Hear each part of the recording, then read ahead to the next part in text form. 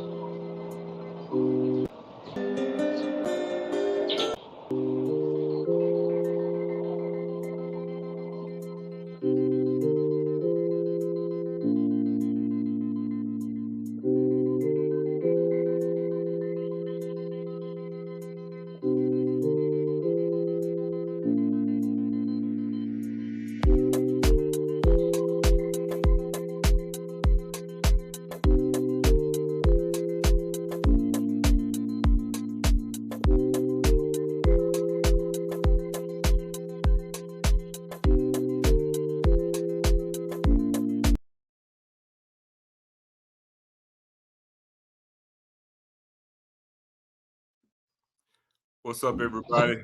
What's up? Come on in, man. We back up on Monday night. What's up, bro? Ken will be in and out, man. He's actually traveling, so y'all rolling with the kid this evening. I was just wondering. Oh, there you go. I'm here, man. Good evening, bro. Good evening. You got it, bro. I'm gonna follow your lead, baby. Go ahead. All right, man. And what's up, VI Love family? So look, we actually just went ahead and put the backdrop up, man. We'll be remiss if we didn't start the show off. Want to send our condolences out to the senseless tragedy to Brother Jalen Burns, man, member of Alpha Phi Alpha Incorporated on campus with Jackson University. Gunned down last night at midnight, and they still have a pending investigation, but definitely want to send our condolences to his family. Send our condolences to Jackson University as well. And if I'm not mistaken, I think this is the third tragedy within a month's time on HBCU campuses with Morgan State as well as Bowie State. And now we find our way down here to down south at Jackson University, man. Senseless tragedy, and I'm actually really bothered by it, man, just because of well, for one, it's another senseless murder, but secondly, it happened on the institution of higher learning, and thirdly, it happened to another HBCU, and we have so much working against us, and we know whenever anything happened, not just at Jackson State, but any of our institutions, things tend to get magnified because it's at one of our institutions, and really bothered by that, man. Dude was had a lot going for himself, man. Incredibly focused on his matriculation through college, man. Was doing some very, very bright things, and just cut down. Just another senseless murder, man, to gun violence, man. And yeah, man. Go ahead. Let me jump in there real quick, man. I just want to, because so, man, my heart is broken, man. I got to be honest, man. I'm not going to sugarcoat it any type of way. I mean, you did a great job of expounding on that, but I'm telling you, man, this gutted me today, and y'all just gonna have to get, pardon the background noise. Like Zoe stated, I am traveling. Um, this broke my heart, bro. I gotta be honest, man. I let out a real good cry today, and I think I don't know this young man at all, but I know, our brother KT Dub knows him personally. As you stated, he was part of an amazing fraternity. Uh, KT Dub is an intricate part of everything we do with friends of KC-1400. He was chapter president, right then? Yeah, he's chapter president. So this young man was an amazing young man, bro. A lot I going mean, for I'm talking about a rock star, man. Man, and I have a daughter that lives in Chicago. He's from Country Club Hills, suburbs in Chicago, man, and his family does an amazing job raising him, getting him. He's a captain on his football team at Hillcrest High School in country, in Chicago. Um, and he was a senior, man, 4.0 engineer student, man, getting ready for grad school. And in the his right family way. was, yeah, his family was down in Jackson. And I'm gonna say this right now, bro. I'm gonna just get it on out the way. I can care that I don't know how to care less about anybody that wants to take this man's tragedy and take what has happened to get into some told you so, such and such said. Man, I'm gonna please do yourself a favor and go away tonight if you come in here with that, man. I'm so serious, man. I don't care. I'm gonna say, you know what? You're right. Okay, you made your point. Okay, you whatever. But we not entertaining that. I just wanted to say, man, it broke my heart. I mean, after already everything that we're dealing with, I don't care nothing about no football, man. It just kind of put some things in perspective. And we've heard kind of what has happened. I don't want to really comment on that because we don't know all the details. You follow what I'm saying? And there is, like you said, bro, is a pending investigation. But we sincerely hope, man, for the sake of this young man's life and his family, that all parties that were responsible are held accountable, man. And HBCUs are kind of like a microcosm of the black community, Yep. where in a very small space, some things happen, and people die all the time. It could have happened anywhere, based off the data that we do have. It could have happened anywhere, but it did not happen anywhere. It happened on the campus of Jackson State University in an apartment, dormitory apartment style situation. And I want to make this point. I'm gonna shut up. Though it happening on Jackson State is not as important as it happening. You follow Right. what I'm saying? It could have happened at the service station off Terry Road. I wouldn't give a damn, man. This is a young man that your heart just bleeds for his parents, for his mom, man. And to know that this young lady was down here in Jackson celebrating homecoming with her son, hadn't even made it back home yet. And she got to turn around and come back because found out her son got shot. And I'm just saying, this is just another tragic, just gut wrenching episode of just gun violence within our own community. Now, I was so tore up about this morning, man, that I did tweet that we were not going to have a show.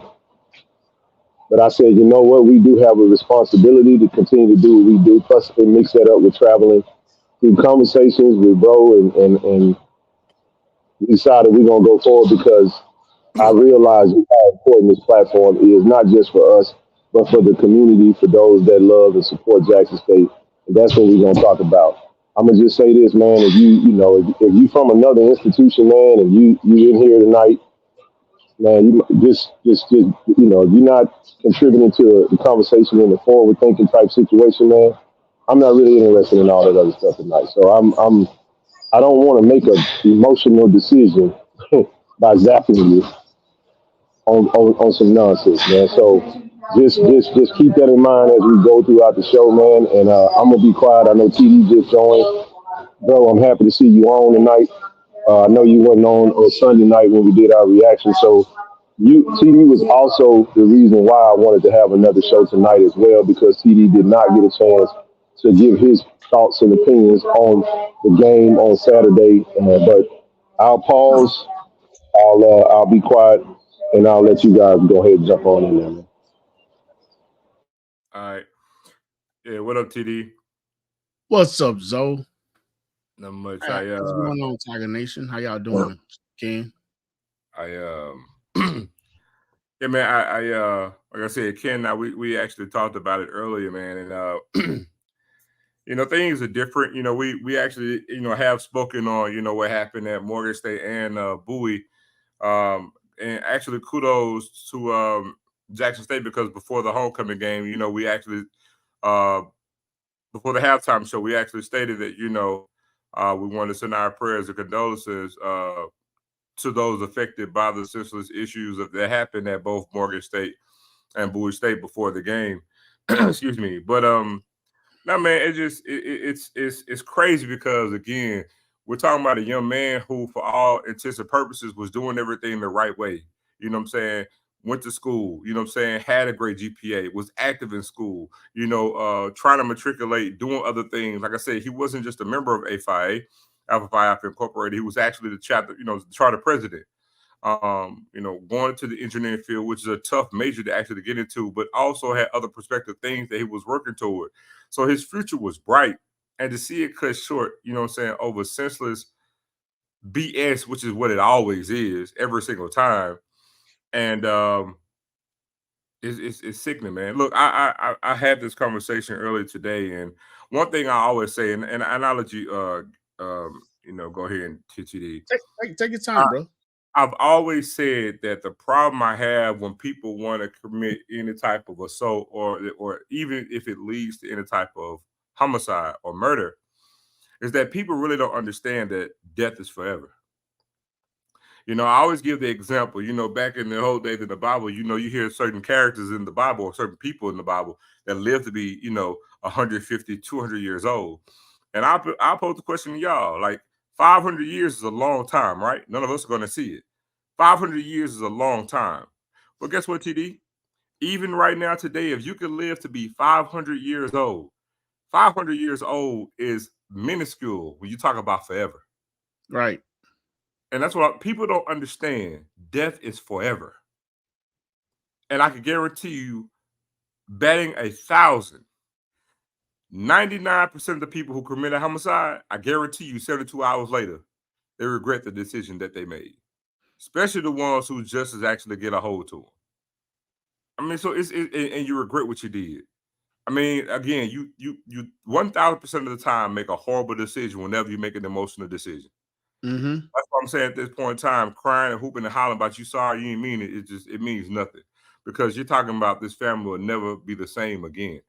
And my heart goes out to them, man, because Ken, I talked earlier. I mean, anybody that can hear my voice, just visualize, because I'm a parent, and I guess that's why it hits hard now, right? But just imagine, you just literally left your child by visiting them for their homecoming. You're driving home, and then you get a call knowing that you just left your child, your precious cargo, and then it's just like that, gone forever. Just think about that. So that's why, man, it rips your heart out, man. And I'm gonna be honest, it's never easy for me, honestly, whether it's this kid or any other kid, because I'm telling you, 99% of the time, each crime, each issue is ridiculous and it's senseless. There is no rightful way to get, rightful way or an explanation to give for doing it. Half of the time, it's over some foolishness that don't even make sense. And people are leaving here left and right every day over nothing. So that's my spiel, man. Right. I would like to offer my condolences to the family as well. I hadn't heard got many details about it, though. I actually got a call. We kind of run around with my daughter all day. I actually got a call from KT Dove, and he the one informed me of it, and that was late this afternoon. So I wasn't even aware what was going on, man. But it's sad, man. Most likely senseless and prayers go out to he and his family. And I'm not just saying it, just to be saying it. Someone mentioned that at my choir practice today, man, and we pray for everything, man. But I learned a long time ago, Zoe. I tell the story. I remember when I was at the gym one day in Madison, and I was about 19, 20. And my friend and I was in there. We was working out, Zoe, and it was a cop in Madison PD. And I was telling him, man, I got to give me a gun. He said, what you need a gun for? I said, for protection. What you need that for? He said, just in case, this and this happen. He said, let me tell you something, young man. He said, one thing about having a gun is it always makes you feel bigger than what you are. And I said, what do you mean? He said, a lot of times when you may be faced with an incident where you have an argument with someone, a confrontation with someone, and deep in your heart, that's a confrontation that you really don't want. And usually you probably just go into your car or go ahead, lead a part or go on where you need to go. But when you got that gun, it makes you feel bigger than what you are. And then those thoughts in the back of your mind get to make you feel like, you're invincible.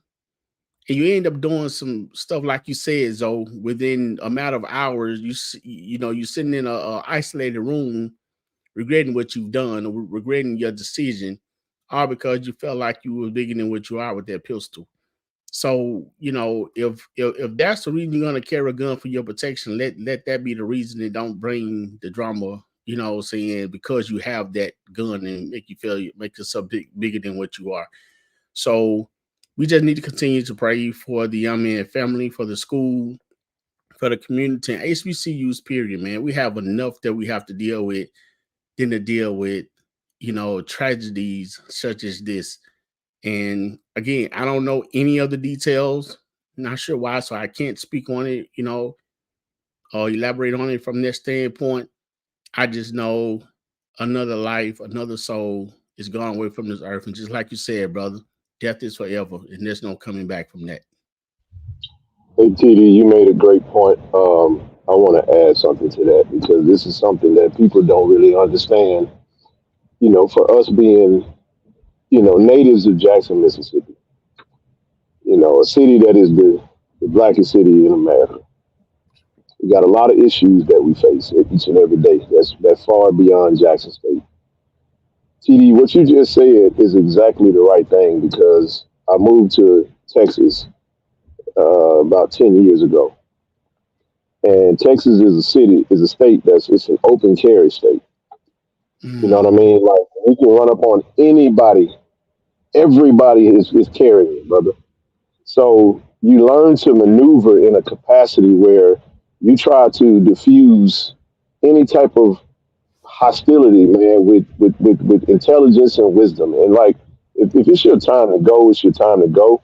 God is the decider of that. But I want to say this because me traveling home for the weekend for homecoming, I was leaving the hospital to go from visiting my grandmother, and I was heading to go grab my daughter or whatnot. And I was getting off the county line exit, and I went around somebody. And you know how it is, man. I was just driving. I wasn't really thinking about nobody else. I was driving, safe or whatever. But I must have been going a little too fast around them. And the person I guess they felt like it was some aggression towards them. I don't know why we do that, but you know how that happens. And I could tell. So I had went on past the person, went on to the light, the Ridgewood Road light at the county line exit. And I'm looking in my rearview mirror, bro. I see person in a truck, and here they come speeding around everybody. And they speed over into the turning lane right next to me. And I'm saying to myself, I know my city. You know what I'm saying? I know that this situation, I don't know who's in that truck. They don't know who's in this vehicle. They had a big old gap between me and the vehicle that was in front of them. And they stopped right in my window. It was almost like, I said to myself, man, just keep looking straight. Don't even look left because I ain't carrying nothing, and I don't even know who this is, man. You know what I'm saying? And unfortunately for me, the light turned green. They decided to pull on off, and but I thought about that because man, sometimes you be in moments, and luckily, I wasn't listening to any music, or anything, because you know how music can create aggression inside of you. You know what I'm saying? And I'm just telling you how, man, those types of experiences come from man being in that city, knowing because when people that's not from Jackson that don't understand, the going zones, man, and how it's what makes it so tragic, man, is because those of us who talk about our upcomings, I come from a rough area, man, and you get to a place where here we are in our 40s, bro, in our 40s, and I'm like, the last thing I want to do is go home for homecoming. I said this to myself, and mess around and get into an altercation, lose my life over something stupid like a road rage incident, which happens all the time, and you know what I'm saying? I got my kids, I got family, man. I'm trying to get home. But when you think about the youth these days, man, it's a consistent thing. There is no conflict resolution in the community right now. That's of any, there is no like Pop said on Friday. There is no duking it out. Ain't no fighting it out. You live to fight another day. There is none. It's pick up a gun. It's chitty chitty bang bang, man. It's that's what it is. And I wear my emotions on my sleeve. Everybody know that I'm a passionate dude, man. And that's why all I could do now that I have a teenager that, is 19, going to be 20 years old, that's from that same location. Lord knows I wanted her to be at Jackson State right now, but she elected to. So I do have fears of where she lives and where she's at. And you pray and hope that you never get a call, because I've gotten those calls. So the thing that made me so emotional is the mother, man. You know what I'm saying? Like, that's the last thing. And not just getting a call, man. This kid was amazing, man. And I didn't get a chance to meet him. And I've seen the comments, This is devastating. And so I saw people asking questions, why didn't TC do the press conference? To hell with a press conference. Coach TC Taylor and his staff was there for his team. You see what I'm saying? They know this young man. You get what I'm saying? This happened right down the street from the Walter Payton complex, right around the corner from him. So we're just there, and something like this happens, and it puts things in perspective that at any given moment, whether it be, you with a friend, you with the love, a significant other, it doesn't matter, man. At the end of the day, so you said it better than anybody can say it. Death is final, and this young man's life is over. It's over, man. And this is not a time to be. This ain't a Jackson State. Look at look at Jackson State. Y'all edited, bro. This is again. This is about Black America and the youth and the inability to have conflict resolution in a mature manner that is going to allow those that are currently living their life to live a longer life, man. And it's a sad, tragic situation. And I just want to, I see Rochelle's on, and man, the amount of messages that was going out. But Rochelle, before you go, I want to put this up on the screen because I did put this out there. I want to send a huge shout out to the leadership at the university. I just want to highlight a couple of them. First and foremost, we want to highlight, the acting president, Elaine Hayes Anthony. She got out in front of this. She was on top of this, and she put out a message in JSU Safe, a very long message, just kind of breaking down everything. But she stated in this particular, in the video, he was an ambitious and bright young man who believed in being of service as a member of Alpha Phi Alpha Fraternity Incorporated and president of the KC-1400 chapter at Jackson State, an affiliate of the 100 Black Men of America. And she said so many other things. And I also want to highlight head coach Tamika Reed, because I just want to say, I absolutely love Coach Tamika Reed. She's a Jackson native, and her words go as stated. And I know you guys may have seen it, but I want to go ahead and read this, and I'll let Rochelle jump in. It is with deep sorrow and pain that we have lost a student to a senseless crime. We mourn today the loss of Jalen Burns, our city Our thoughts and prayers are with his family and his friends during this time. This is a devastating loss of a peace and what is it? This is a devastating loss of a young man with a bright future. This it's kind of jumbled up. I tried to spread it out as much as I could, and it's kind of hard to read it. But I pray she said, I pray peace and understanding for all.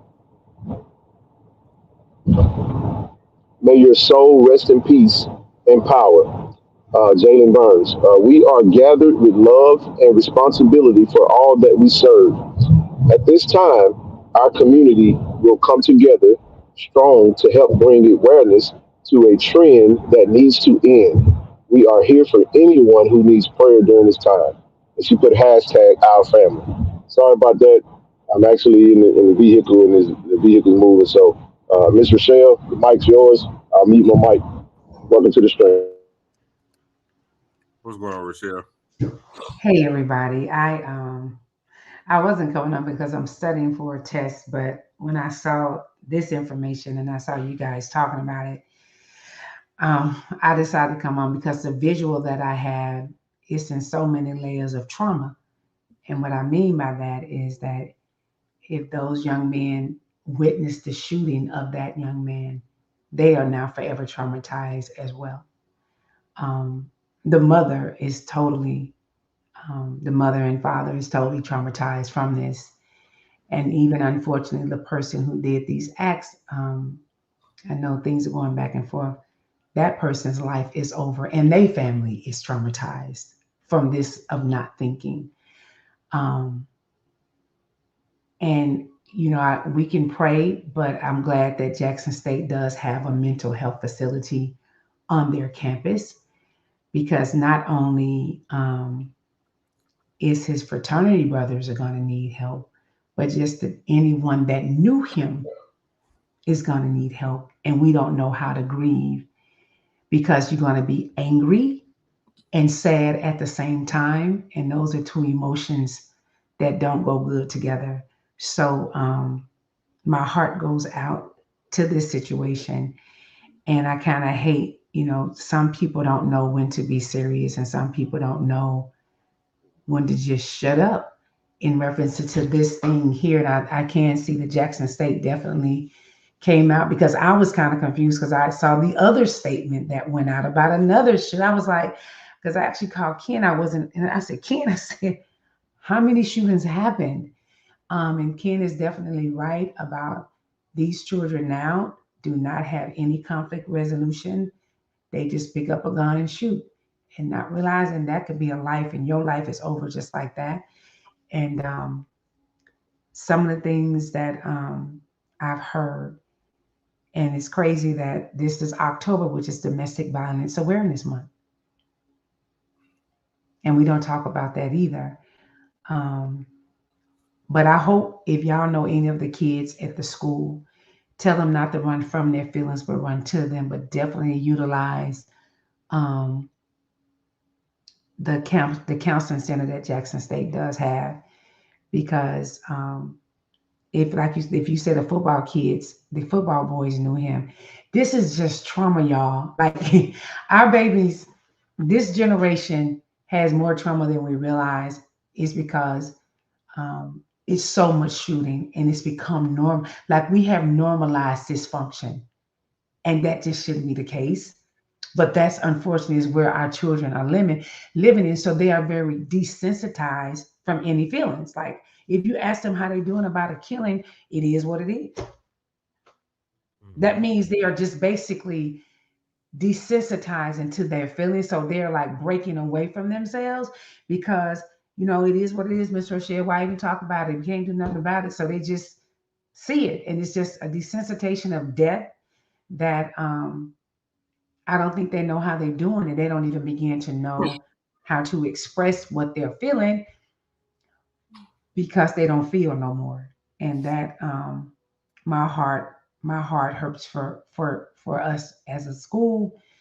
But I'm just thinking if any of his frat brothers were with him when he got shot, they'll never be the same. Yeah, we have. I know we have an alum whose son is his frat brother, and he was definitely present. So just from some of the communication this morning, seeing some dialogue, um, this is a tough spot for them, that family as well. You spot on. There's so many layers to this, like you stated. The young, every party that's involved is going to be affected for years to come, man. Whew. So, Zoe, if we can proceed. I'll say this. I was talking to KT Dub TV and Zoe and Rochelle. Since we all a part of the foundation, we don't have any specific communication as to like any type of fundraising for the family, but we've already decided that wherever and whatever is out there that's needed, we're pledging $1,000 towards the foundation, towards the family, or anything that they need. And whenever we get that information, whenever the information is released to the public, we will be sharing that information on the platform. So we've already pledged some funds in the direction of the family. That little bit don't look, man. The least we can do is try to be there for the parents, and hopefully they don't have any needs or you know that's out there beyond, because now she gotta start planning a funeral for a baby, man, and that's And tough. I also want to add too, because I know we like to, dog pile and highlight things about HBCU, but I will point this out. Only at an HBCU will you have the school president literally at the hospital praying over somebody. So I'm not saying she was in the room, but our president was at the hospital once she got word of the news. And to know that you have an acting president at the hospital, you know what I'm saying, to, try to, in some shape, form, or fashion, be there for one of her students, pride students at that. It speaks to the mission and how we view every single one of us that line those hallways or the pavements of our beloved institution. So kudos, Dr. Elaine Hayes Anthony, for filling in the gap, man, and doing the right thing and being there and showing that she actually cares. But and this is senseless. Again, just even getting a little tidbit of information, man, it rips your heart out. It really, really does, man. It's senseless. But again, I'm one of the I'm not gonna say few, one of the many who has a problem with any type of homicide when it's dealt by the hand of people that look like me. I don't care about the age demographic. I could give a damn about the reasons why. It's like, man, we have a huge issue with conflict resolution, and again, 99% of the time, each one of these murders happen is for the most absolute dumbest, useless reason. I'm so serious. And more than half of the time when it's done, the person who did it, I promise you, they regret it every time. So literally dying over nothing. So I I mean, mean, with that, go ahead. Joe, okay, I want to ask this question because this is one of the things that then I talk with myself about, and I ask, how much is respect worth? How much is your pride worth? Because a lot of stuff we get, embarrassment. We get into it and we go to these places because someone stepped on our shoe or someone called us out of our name in front of someone. You want to confront them, not knowing exactly what that person, what has happened with that person in their day, what they have going on with their family and their situation, and not knowing what their intent are. Sometimes we got to learn and to just walk away from situations, let our pride go, let our egos go, and let sometimes you might have to let respect go. I mean, because at the end of the day, if I go and buy a soda and I'm popping gas, someone take my soda off the car. I mean, how much confront do I want to confront them over soda? Because at the end of the day, if I lose my life, then they say what is over. And I'm making your point there, though. A lot of times it's senseless. I mean, is it worth it? Hey, you know what, bro? If that's sold that much to you, do you need to go buy you a bag of chips as well? Yeah, but you know what, TD? Somebody can even take that as insult. You know what I'm saying? When I know. I mean, I'm just saying. You know, it's because let me explain to you why, TD. I'm saying because even when you say that, depending on who you're talking to, somebody can take that like, oh, you're a little condescending, smart ass. You see what I'm saying? Right. So I mean, it's all the way that you say it now, for sure. But still, that's Right. because here's the thing, TD. The weakest thing that God ever made was a male ego. Remember that, dog. The weakest thing God ever made is a male ego. Trust me when I tell you. Can I just say something on this? Sure. TD, you're 100% right, Zoe, on this. I think somebody had just posted, and this is what men I want to hear. It said, who is more emotional? And men, and if you look at it scripturally, TD, God didn't, man and respect is what women see for love. If you respect the man, the love are going to come. You're talking about some kids. You're looking at this through a 40-year-old eyes. And even though y'all are not old, you're at a generation where you could think. Exactly. This generation under you don't think. And these boys are wanting to be respected so bad that they are willing to die for over the dumbest things to get the respect. Because I even heard one young man tell me, yeah, Mr. Rochelle, I may be in jail, but I bet you they'll respect me in there. It's that mindset. So you have to get to the root. And the root of this is you're looking at now, and this is not a fault. I'm just doing a generality now of our Black culture. I'm dealing with Black people because I'm Black, and the young man that died was Black. If you look at our family system, we have went individualism and we left the village. Bro, So when I look at, you say but when I look, something comes to mind when you say that comment. It's better to be thought of as a fool than to open your mouth and remove all doubt. But you looking at these kids and they die over the worst. I mean, like for us, TD, we can't fathom what these kids doing. But I'm looking at how we got here. I always tell this to parents when I hear people my generation say these kids, they just want everything. I say, who told them that? It just didn't happen. And when you're looking at all these young men, unfortunately, who are being raised by a lot of women, and they are not having male figures in their lives that can guide them a different way, they being guided on their own. I'm not talking about just this situation. I'm talking about in general. So when these young boys right now, everything is about respect. They ain't gonna disrespect me. You hear kids fight all the time. Why you fight? Because they tried to disrespect me. And it's so for boys, respect is needed. That's why I said what I've realized with men, God didn't even tell women to love men, to respect them though. So for men, when you disrespect them, oh, they'll die over that. Oh, definitely they'll die over that. In a You know heartbeat. what? You know what though? That actually, you guys are actually making TD's point. He asked the question. He said, "What is it called? You know, what does pride and ego? What is that? What does that call? What is that worth?" And it doesn't matter the age. That's a question you can ask these young folk. You know, I'm not saying that it's not happening because in a split second, you know, we got to that. We've encountered some situations. It's just times are a little different now. You know what I'm saying? And even when you look at the organizations that he was a part of, we know that there's community efforts in place. That you think about the 100 Black men in America. You know, you think about some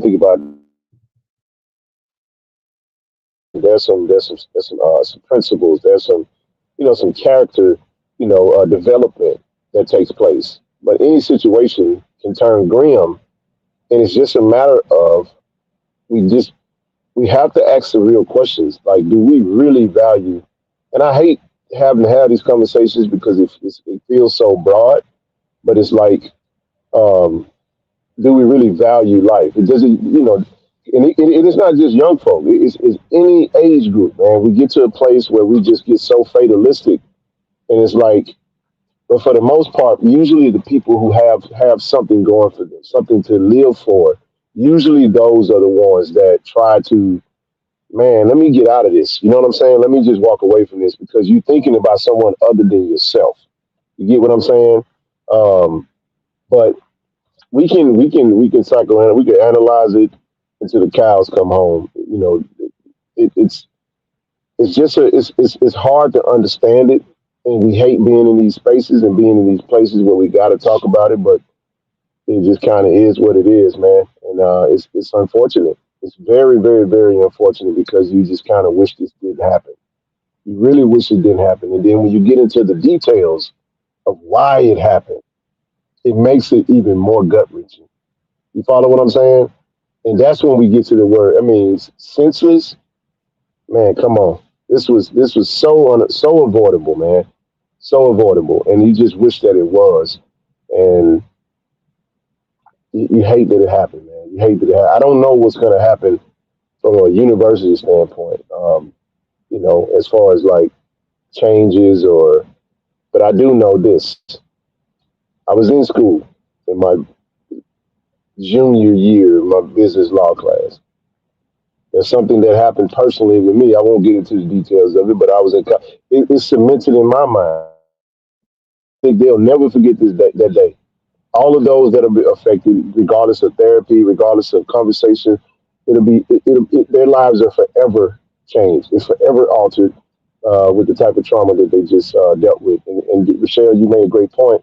One thing that we struggle with in our community, as I was talking to Brother Jason, shout out to Brother Merch Pack, he was talking about them hoodies today. We never talk about PTSD in the black community, man. You just said that, Rochelle. All the time, it's like business as usual. I got to wipe my tears. I got to man up. I got to put my strong face on, and I got to proceed. You know what I'm saying? And this is just another thing that has happened that we're gonna have to persevere through, and that's part of the reason why we came on tonight. So whenever you guys get ready, I mean, you can take it however you want to go. Open up the chat, have because I know I'm not gonna really be in the chat today. So moderators, if there's anything crazy out there, you guys manage that. I don't even want to read them, so you you can manage that, brother, and open it up whenever you choose to. I know we're not going to talk about this the whole time, but I'll let you guys decide whenever the conversation is okay to move forward. All right, man. Yeah, look, we'll drop the link a little bit later on. TD, typically we would move forward, but since you weren't here on yesterday, we discussed the Alabama State game. Just go ahead and get your thoughts on homecoming, man, the football game, the outcome, and the whole nine. Yeah, man. I had a chance to go back and listen to the show. Great show. Very well rounded. Everybody, spoke their feelings and their truth. And I agree with most of the stuff that was said. So, you know, don't really want to go down too far down that hole too much. But I will say this. I know you and I, we had that discussion on the sideline about the O-line, and I heard you make the statement about the quarterback, being, kind of I guess shell shocked, from maybe being hit. But I would say this. I've been critiquing the offensive line from the beginning. Matter of fact, that was one of the questions I had coming into the summer. How would the offensive line be? And they finally got a nice chemistry with the line that they're starting with now. And from what I from watching some of the game earlier and watching the game in person, I think they did a fine job. I mean, that whole defensive scheme that Alabama State was running is what Ken and I was speaking on last week when we was analyzing, and talking about what they like to do, at best. So running that 4-man front, and those some big boys. They had 3 to 4 big guys, and then they was running a linebacker, blitzing the linebacker at times. So I think the offensive line held up pretty well. So Other than that, man, I mean, just like everybody said, the middle of the field was wide open. They loosened them up. They ran a couple slants. Those things was open. Of course, a lot of the play calling questionable.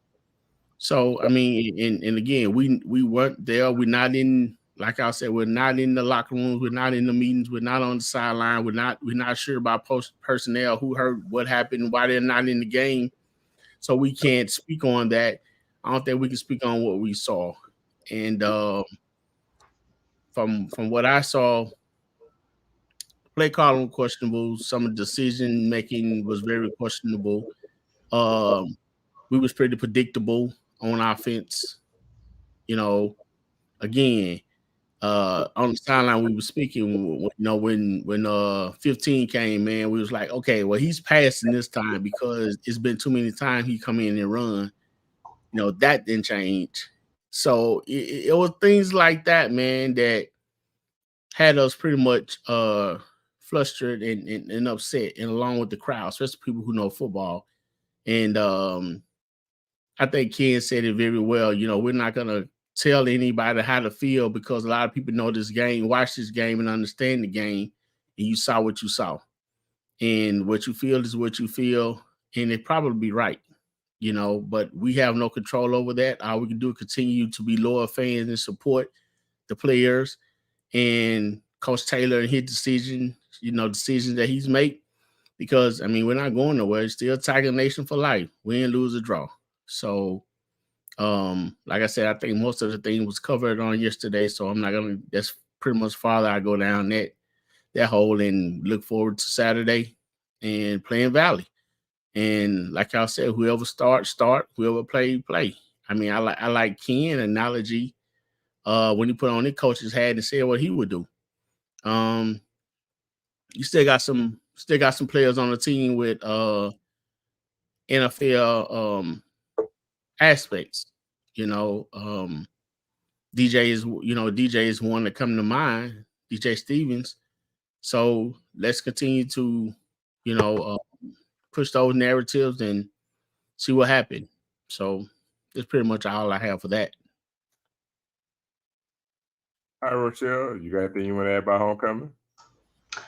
I wasn't there, but thank y'all for letting me see the pictures. You just did that on purpose, so thank you so much for that. I did. I promise. Yeah, you did. Yeah. You did. I was gonna get your opinion of what you thought of whatever that you saw. No,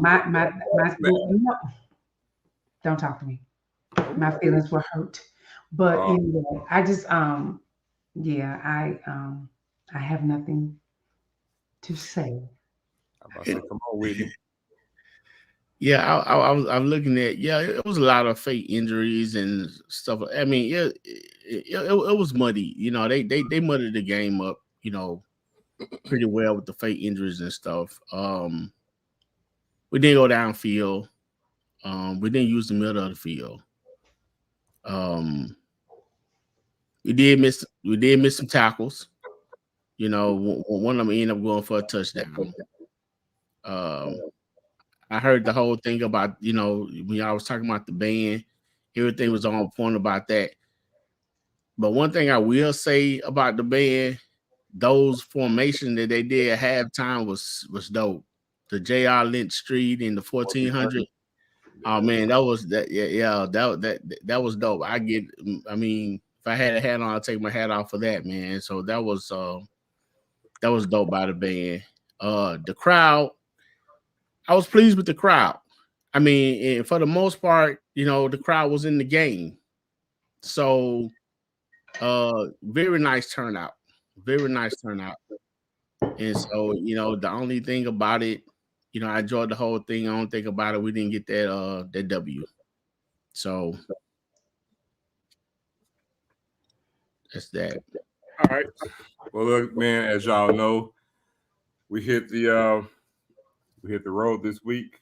We got Mississippi Valley State Delta Devils on the road, man. Valley had a big time win against Arkansas Pine Bluff. We head to the Mississippi Delta up 49 to play them. It's their Super Bowl whenever we play them. Fun fact, I don't think most people actually know series with Valley, but give me a moment because I will actually pull all that up for us. Just bear with me 1 second because I did want to pull this up. You know they're gonna have energy for Jackson State, and we just lost too. Lord Jesus. Well, they're gonna have energy even if we won. That's their MO. Jackson State is their Super Bowl. Somebody asked the question while you're looking, how many new players comes from a state championship team? That matters too. For Jackson State, yeesh, I cannot answer that right now at the moment. Okay. No problem. Let me see if this is it. No, this isn't. Y'all just give me 1 second. I will pull it up. Well, while you're doing that, can I make a quick announcement? Because when I tell you I got to go back to, I need y'all to say a prayer. I'm taking my law and ethics exam. Come on, law and ethics. Listen, so I was like, I told Ken I was off this week, but I did want to make this quick announcement. Sunday will be my third. If y'all haven't watched it, please watch it. Will be my third podcast. And I'm talking about, I promise you, domestic violence. This is Domestic Violence Awareness Month. And Everybody keep their hands together. Everybody keep their hands to themselves. listen, but this is the thing though. So for so many it's not, and it's even now more prevalent even in our middle schools. So we're gonna have, the statistics are real, but I have some people ranging from 20 to even 55 that were they are called, I call them thrivers. Mhm. They were abused. There we go. They're sharing their story, especially to our younger generation, so they don't have to make the same mistakes that we made. And this is the other thing, and I'm going to definitely let you go on this, is that it's so many men that are victims of domestic violence and they are silent because of the shame. And it's so many men that may not be getting hit, but they are being mentally abused. And that is just as bad. So we want to break these stigmas on. It's time for us to have these hard conversations. So if you're not doing anything Sunday at 6 p.m., please watch the show. And if you haven't signed up, please go to Miss No Gray and subscribe to the channel. Thank you. I'm done. All right. I actually got pulled up. So yeah, Jackson State has played Mississippi Valley State the third most games of any opponent that we've ever had. We played Valley now makes 70. We played them 70 times. We played Valley 70 times, and our record against Valley is 62-6-2. That's a 90% clip. Okay, why you make my stomach hurt? What? Because based on some statistics, we should win. I mean, water's wet. Well, based on those statistics, we should win. Chad, ain't no should in it. You know win. But see, that's why I'm thinking about. That should felt like a try. No. I don't care what the score was against UAPB. Jackson State by a lot. All right, I'll go back to you. Okay. And so the third most games, it only trails Grambling, which we played 72 times, and Alcorn, which we played 77 times. So yeah, Valley, the series is 62-6-2, which is exactly a 90% winning percentage against that particular team. But Valley comes in, excuse me, I believe Valley's only won that one game, if I'm correct, Ken. One win on the season. Let me go to the standings. Hold on. Yeah, they're 1-5. They are. They're 1. They're 1-5, 1-2 in conference. But they won against UAPB last week. So we're sitting in second place we're tied for second place in the East with Alabama State and Alabama A&M, and Valley is hovering over at the 5th spot in the division. But when we actually get into what Valley does, from an offensive standpoint, Valley ranks 11th of the 12 schools in the conference. They average 15 points a game. They've only scored 12 touchdowns on the season. And the reason why we can't really overlook them is because we just lost to the team who sits one spot ahead of them with 13 touchdowns on the season. And they actually, before last week, had a whole lot less than that. So that's what they do on offense. On defense, so let me close this out. Sorry about that, you guys. Well, Valley. Valley started a new quarterback. He actually had a really good game. He actually, if you look at the stats in that game, and I'll let you jump into that next, but go check out his stats against UAPB. I forget, I think his name is Ladarius, I think. Okay. But All right. And on defense, Valley is giving up 30.5 points per game.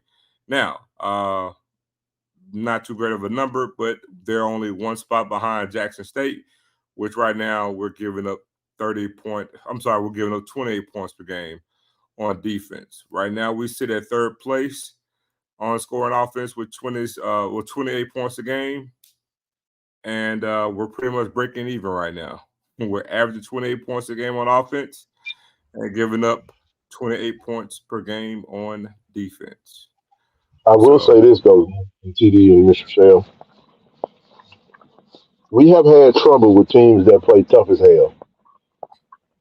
That's the only thing about this game that I know we gonna win, but we need to find some toughness from some damn where. And I'm talking about toughness for 4 quarters. I ain't talking about toughness in spurts. I ain't talking about toughness in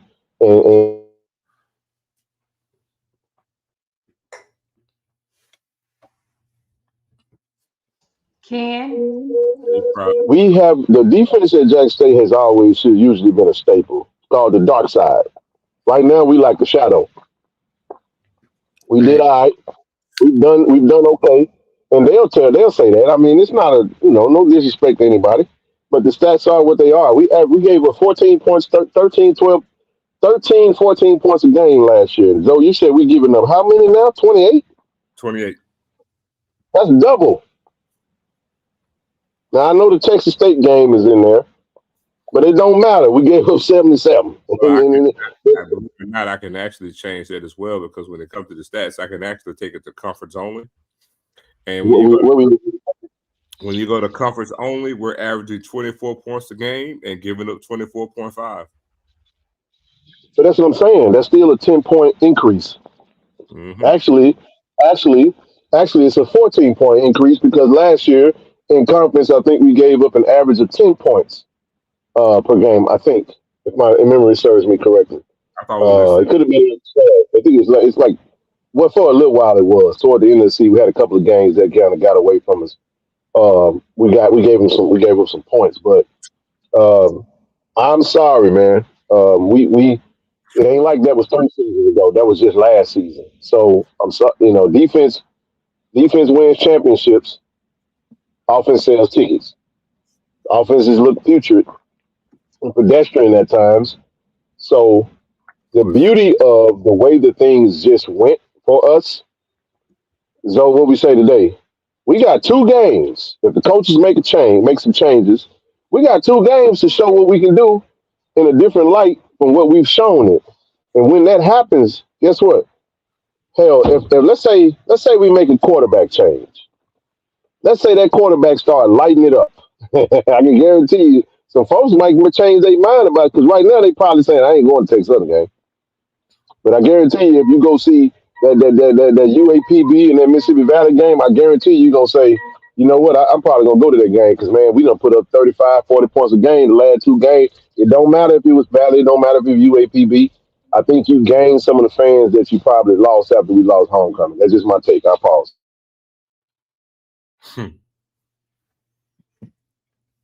Well, I think Riri said something interesting in the thing. She said, I get a sense that the new players, it seems they don't understand JSU is defending champs, so everybody's coming after. But even when we wasn't defending champs, like you said, Jackson State is a whole lot of people Super Bowls, especially if they put Gatorade on that man's head. Do you think they won the everything? So listen, how you gonna do that? But unfortunately, Riri, you right. But Jackson State is, even when we was a bad team, they still the beat us was everything. I don't think some of them do understand the history of Jackson State. Jackson State football. I think they may get a hold of it now, but Jackson State fans and our school, it's just football is everything, and I think they may be catching on slow, but that's all I got to say on that. Hey, Joe. I don't. don't think that's the case, though. I get your point, but the reason I'm gonna just say one thing: we got a head coach that played at Jackson State. I can assure you that, and a lot of these kids that did come to Jackson State, they came to Jackson State because of that. I'm about to So tell you. I'm not gonna assume that they don't know. I'm not gonna assume that. So that's a little dicey. I don't want to speak on their behalf. I think they know. We close enough and talk to a lot of these players, and trust me, that that bullseye that Jackson State has is something that was intriguing about them coming to Jackson State, along with playing in the vet. All right, I pause. Yeah, but Okay. but yeah, even with that being said, even if that to be true, ain't got no bearing on you having the will to want to tackle. Because No, I agree with Ken. I mean, so I agree with you. And I also think too, though, and this is just me on the other side, is that when all this came, and it didn't matter how many young men that Coach TC was recruiting, I still look at this as a rebuilding year for no other reason that none of these kids kind of know each other and they still are gotten to find a way. So this is his first year, and I still believe it is a rebuilding year even for him, but just for everything that has transpired at our school. So like I said, I'm giving more time because this is just his first year doing all of this, and I think it was just a lot. I still believe in Coach TC, but I'm still seeing this as a rebuilding year. And I think for some of us, we didn't see it as a rebuilding year. We saw it as a continuation year. But I see this as a rebuilding year because of all the things that transpired from last year. So we Well, still have that Right. time. we saw it as a continuation at first, but then once we get to the middle of the season, I think we all have to accept exactly what you just said, Rochelle, is that we rebuild it, man. And you know what? It's okay. It's I okay. Hey, mean, again, Ken, we're I have a rebuilding, question. but at the same time, we're rebuilding. But just because you don't always get the results that you want doesn't mean that we're far away. At the end of the day, like I said before the season, I picked us going 9-2. I mean, if we and I told Carol today, if we end up 8-3 and I'm one game off, I mean, hell, I can live with that. It's not so much that it's a first time coach or even him being his first year, because all of that is true. But you got to understand, man. No other coach in the conference has had to deal with what he went with. I mean, you're talking about, for all intents and purposes, a brand new team, brand new staff, having to come together, new offense, new defense. Pretty much everybody and everything is new, and getting a whole new feel for everything. Then you add to the fact of all the adversity that actually came with it. And again, from the way that we've looked, because even with the game yesterday, I mean, that game hung in the balance. I mean, for the majority of the game was just hanging in the balance. I mean, so we had every right to cash in and get that W. You know what I mean? And so when you talk about us having the ability to finish with the 8-3 season in his first year, I mean, to me, that actually shows you that we're actually trending up. When you talk about going to the end of the season, going to recruit the season, because now going to your second year, unlike a lot of other people in the SWAC, because I talked about this earlier, I urge everybody to go look at the landscape of this conference as season's end. I challenge you guys to go look and see who all will be having new quarterbacks next year. Go look at the roster turnover that you're going to see in this class, in this conference going next year. So Jack State actually is going to be sitting pretty good. When you talk about, I'm not making an excuse. I'm just saying what's going to happen. I'm not in this excuse making business. Uh, when you get into how we're going to project out at season's end, now you're talking about continuity. Now you're talking about, again, we're looking at what we'll do from a recruiting standpoint, as opposed to quite a few schools in the conference. Because even for FAMU, for an example, they'll be breaking in a new quarterback next year. You look at Alabama A&M, they're probably breaking in a new quarterback. Alabama State probably have the same thing. Alcorn be breaking in a new quarterback. Valley, does it really matter? You know what I'm saying? Then you get to the West, Grambling, I have back what they have. Grambling, I think, will be formidable. But then you go look at Southern. Uh, you look at Southern, Alcorn, Prairie View. They're all going to break in new quarterbacks. So when you look at the landscape of next season, I mean, and where Jack State be sitting, for us to be finished at 8-3 possibly this year, we'll be looking at trending upward going into next season. Well, I live by this, with pro football in college. Any given Sunday, any given Saturday, the only thing that you always predict or can almost predict it's going to be a blowout if you're dealing with a high school team that's 5A and dealing with a smaller division. So with that being said, with the exception of last year, Ken and Zoe, when was the last time Jackson State just really blew out Valley?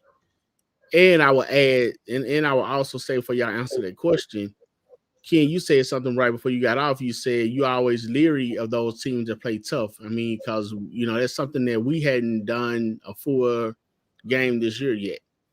So with teams that play tough, with us being near by the Super Bowl, with us hadn't blown them out but once that I can remember. I could be wrong. I mean, I stand corrected.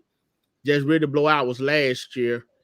Valley has always been my sleeper team. So I'm like, you can't really. Every time I thought that we had the team to blow Valley out and Valley should be in the game, they did it. They did it with Hendricks, Comedy did it with Comedy, and they came out and beat us when Comedy went up there. So talk to me, Ken. I mean, I got an easy answer for this. You know what that is? So your thing was you say blowout, I say dub, because you do realize that Valley averaged one win against us every 10 years in history, right? Well, I can answer the last time Valley got blew out by Jackson State was in the spring with Prime. We beat them 45, I want to say 7. And we blew them out last year in Jackson. They scored the first touchdown and they never scored again. Okay. So we did it in the spring when Vincent came after we whooped up Edward Waters. Now when we went to Valley, we talked about how bad the field was. That was a tight game. But last year we whooped them. This is what I'm banking on, TD. They play tough. Right. I'm banking on the fact that there will be some changes made going into this game. Okay? I feel like the changes that we anticipate being made is going to create new energy within that locker room. Okay? And it's going to create a motivation that these guys are going to go out there and fight. I think we're going to bring the fight to Valley. We done got punched in the mouth right now. We done got punched already. I think when you're trying not to lose, that's kind of like now that the pressure's off now. There is no pressure. What pressure is on Jackson State right now? We ain't playing for the playoffs and we ain't going to this WAC championship. That conversation's over with. Yep. We can just go play football now. You see what I'm saying? So now, granted, TD, they got to go do it. I'm just going off the fact that I feel like we will rebound. You know what I'm saying? We're not going to lose 2 in a row. Whether we blow them out or not, I'm not even going to pretend like I know what the outcome of the game is going to be. And I'm going to be real with you. I'll have a better answer for you on Wednesday about Valley because I am going to watch the full game of the Valley versus the UAPB game because Valley made changes as well. They made a quarterback change, and that quarterback had a phenomenal game. I think he had 245 passing yards. He had 3 touchdowns, no interceptions, and they got a pick 6, something like that. They played their butts off against UAPB, and they're going to be coming into this game seeing that Jackson State just got beat. They're going to feel like Alabama State gave them a blueprint because they do play a very similar style to Alabama State, defense first, right? But let's make no mistake about it. Coach Eddie Robinson Jr. said something in the teleconference today. He talked about how loaded Jackson State was, man, and is rather, and what kind of talent we got on this team. I think we're going to figure it out. I think we're going to go to Valley with a new motivation to finish this season and finish it on a high note. If we finish this season with a 4-game winning streak, man, it's going to be good for us in recruiting, and I think that starts on Saturday. I really do. Now, hey, man, all we looking for is toughness. We looking for tenacity and you know what I'm saying. We looking for that every single play, and they gonna play us tough regardless. That we know that, but I want to see us go out there and play somebody tough and have folks saying, "Man, Jack, they play hard as hell." You see what I'm saying? Because I don't feel like that people think that about our team right now. I don't really feel that way. So let's see what happens on Saturday. I got us for the win. I don't have a score because I really need to scout this team. But as of right now, I'm gonna just pause right there. So those are the answers to the two questions. It was spring of 2021, and it was 2022 Yeah. fall. But look, I could care less about a blowout. I just want to do it. And according to my math, they get one win against Jack State every 10 years. When was they last win? Huh? When was they last win? I think Comedy. It was 2014 in Jackson. I rest my case, as Perry Mason would say. When was it, Ken? It was 2014 in Jackson versus Comedy.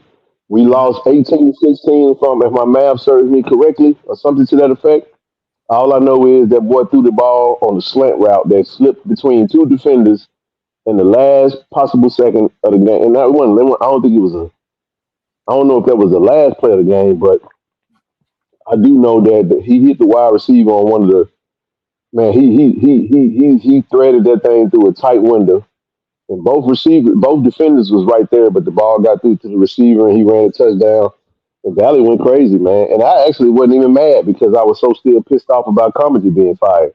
So I felt like them kids were heartbroken, man, because Comedy was at Valley, and they had to play against a former coach that he recruited all of them there, and they love that man, bro. And I sat there on the field watching them players cry, and Comedy was embracing them dudes, man. It was almost like a love story, bro. You know what I'm saying? I was like, damn, we lost, but hey, man, I'm happy for Comedy because I like Coach. Well, according to my math, 2014 and 9 years ago. So according to my math, they guarantee the dub on Saturday. That dude right now. Hey, I guess what I'm speaking on. Every time. I forgot about that. Yeah, every time I expected, when I felt like we have a pretty high-powered offense, a good team, every time I expected us to just, dog walk Valley always came out barking and biting. I mean, and I guess the one that really stands out to me, I remember one game, I think it was Hendrick with Lamonte Ives. He was hurt. He ended up having to come in and wheel us back. That was one. Hey, I'm just saying, man. I'm just talking about the history. That was one game, and then I really thought we were gonna blow them out when we had Terrio. I really thought that we was gonna, bust the scoreboard on them. And old boys came. Well, the problem with Jackson, when we play Valley a lot of times, the problem, TD, is that Jackson State, instead of just playing the game, they're actually playing with the whole mindset of trying to blow them out. And that's typically been a problem for Jack State in that game. Because the majority of the time, Valley is so lowly, it literally could be a trap game because, again, we're their Super Bowl. And Jack State actually has gone in that game plenty of times with the mindset of, man, we're going to put up 80 points on these boys. You know what I'm saying? Like, they're playing to put up. But again, and that plays until that's why they struggle. Because if they just play one play at a time and just do the little things and then just play ball, they actually probably would end up doing what they intend to do. But because your whole mindset is just big play, big play, big play, you know what I'm saying? It typically works against you. But again, we got 6 losses, man, in almost in 70 years. I mean, I'm just saying, dog. Okay. I mean, like Ken said, Valley has made some changes. We're not sure what what changes we're gonna make of any changes going to be made. They see they saw the game last week. They saw the game against A&M, all the game for the rest of the season. So they kind of got, I guess, what they feel may be a blueprint. And so now they ride on the high. So, hey, man. Hey, man, y'all just say they don't get rate on the man. So, TD. Sometimes It was his first win right. in the middle of the season. His first coaching win. TD. The only change they're gonna make Saturday is change that 5. I mean that 5 in the L column to a 6. That's all that they're gonna change for them on Saturday. Instead of them being 1 and 5, they're gonna be 1 and 6. All right. I mean, hey, I'm going. I mean, I'm picking us to win for sure. But again, it's like I said with Alabama State, it ain't gonna be no lay down. No one's gonna come and just lay down because Alabama State ain't. Valley is not a good team, bro. Okay. Valley is the Valley is the second worst team in the conference. Okay. Arkansas Pine Bluff is the worst, and they played each other. It was the battle of the, It was in you that bowl. know, it was the bottom feeder bowl. In that And, bowl. and I'm not. That's not a dis. I ain't trying to be disrespectful. I'm just calling it what it is, right? I am not finna entertain that. I don't know, man. It's like we flirt with this this chance that Valley could beat us every single season. Man, Valley play folks tough, and then Valley go out there win 2 games the whole year, be 2-11, and they was projected to win 5 games. Now this team ain't got enough, man. They'll play. They can make some things interesting. They got 5. You know what I'm saying? Hey, so Ken, so the year we played Valley when Prime was in the hospital, you went on a few pins and needles.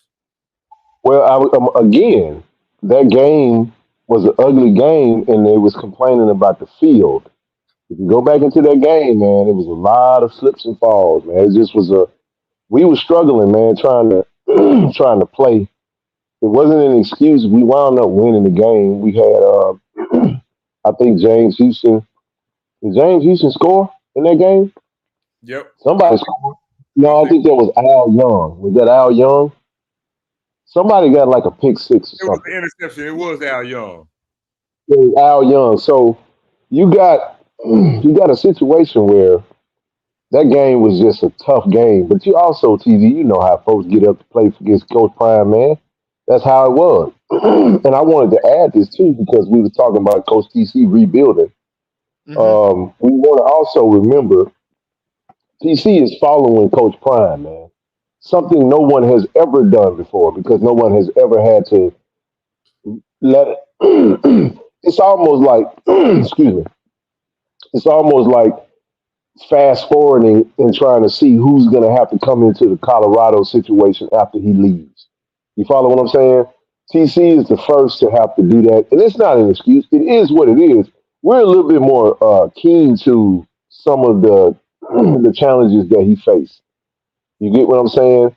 And when that time is right, we will express some of those things that we feel like Coach TC really needs to really help him get this thing to where he needed to get to. That's why we're going overboard. We're trying to support it any way that we can.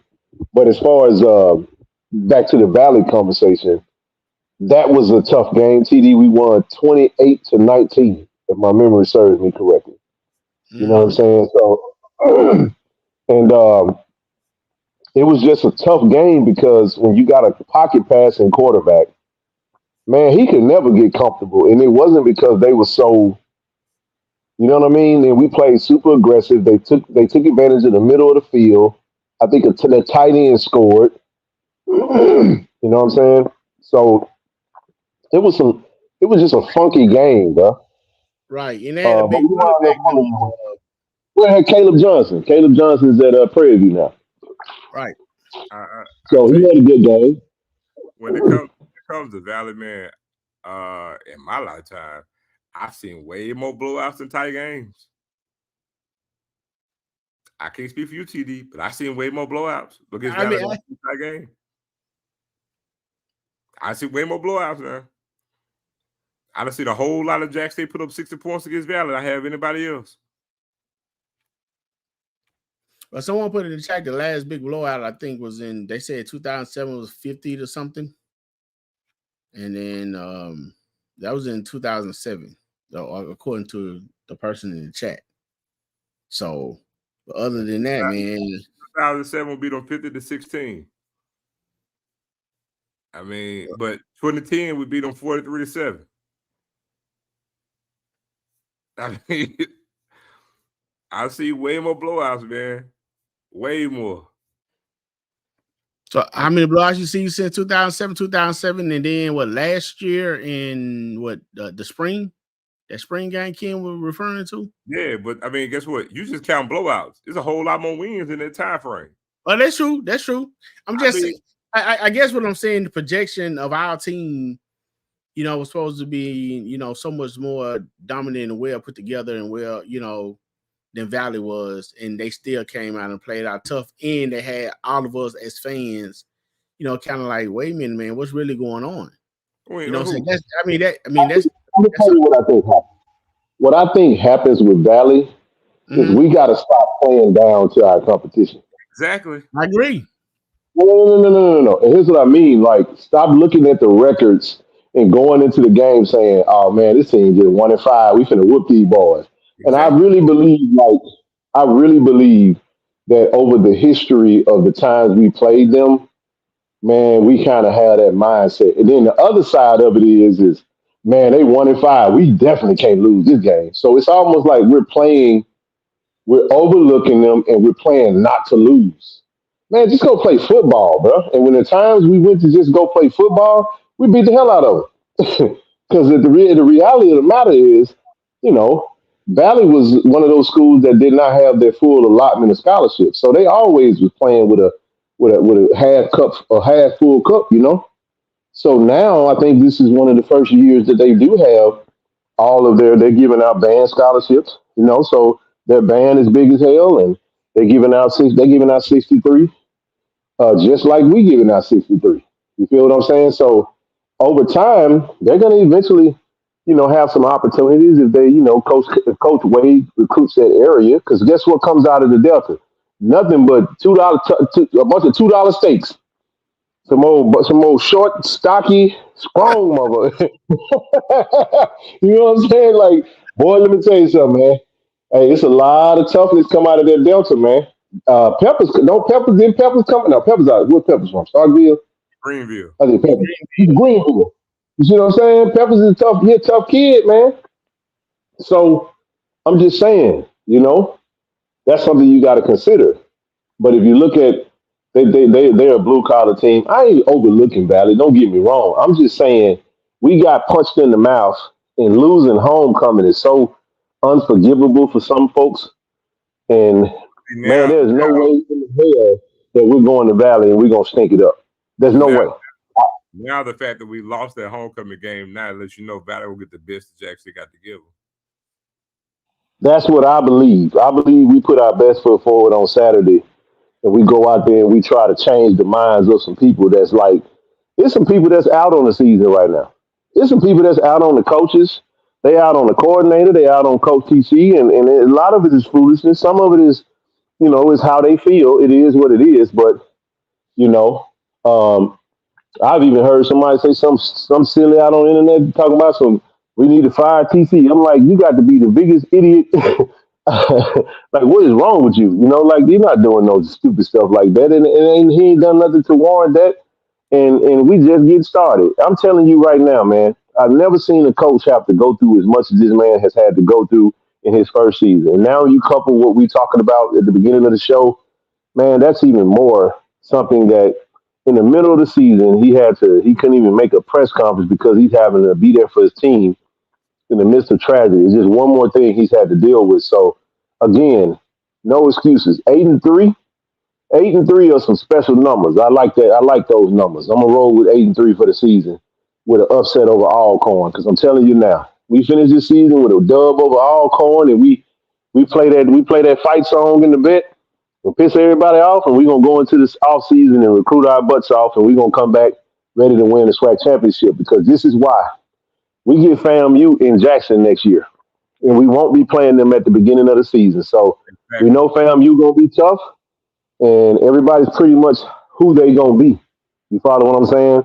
And just don't think just because if the HBCU recruiting craze dip a little bit because the crime done left and folks, ain't talking about, leveling the playing field no more. Just know that it's going to dip all the way around. You follow what I'm saying? They ain't going to just dip on our end. It's going to dip with everybody. So we just got to go out there and continue to recruit at a high level. We got to recruit the room. We got to get that star talent that we got on the roster to stay, right? And we'll come back loaded and ready to rock and roll, man. We got a good schedule next year. 5 home games, possibly.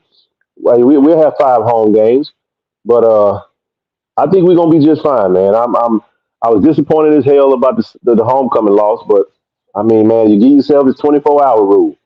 You give yourself 24 hours to vent. You got to move on, man. It's over with now. Yeah, and I'll say this, going back to the homecoming thing, I want to speak on something that you said, Ken. I want to give a shout out, man, to Deputy Mario, man.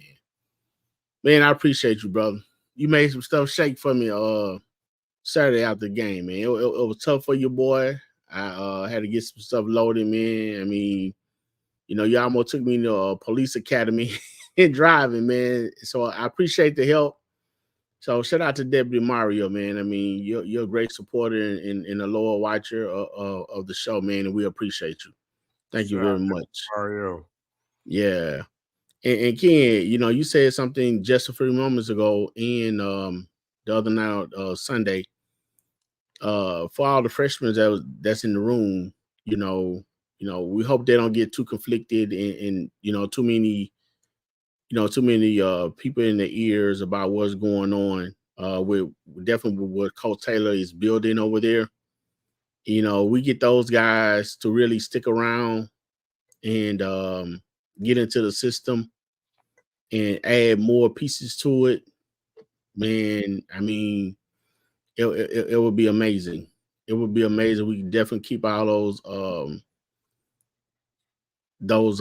freshmen that we got in, 3 and 4 star freshmen and wide receivers and stuff that we have over there, man. So hopefully, they see the big picture, in the long haul of the program and see the love and the loyalty of the fans and the stuff that that goes on with the fan and support that that we try to bring to them. Let them know we do love them. We had constructive criticism, is good a lot of times. So, like I said, we can keep that room the way it is and add more pieces to it, which is what Coach Taylor is doing. Then, like you said, Ken, next year we're getting ready to play for the championship again.